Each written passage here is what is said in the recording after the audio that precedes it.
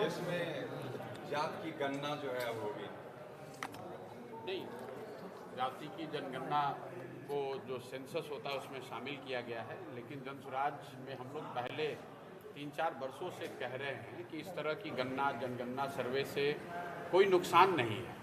जनसुराज इसके समर्थन में पहले से रही है। बिहार में तो ये मुद्दा पिछले 4 वर्ष से डिस्कशन में है, लेकिन साथ में हम लोगों ने हमेशा ये कहा है कि सिर्फ गणना हो जाने मात्र से समाज की स्थिति नहीं सुधर सकती है, और इसका सबसे बड़ा प्रमाण बिहार में है। बिहार में ये गणना की गई।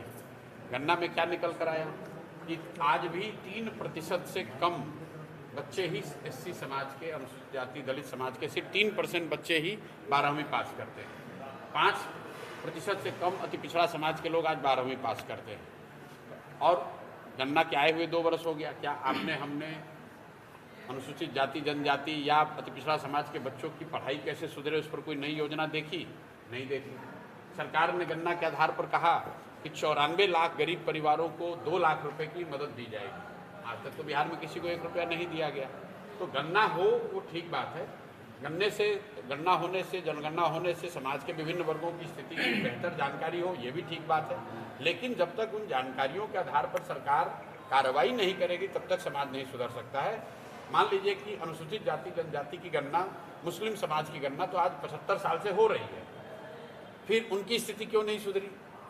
ये तो ऐसे हो गया कि आप लाइब्रेरी में जाएंगे और किताबों के बीच में बैठ जाएंगे तो आप विद्वान थोड़ी ना हो जाइएगा।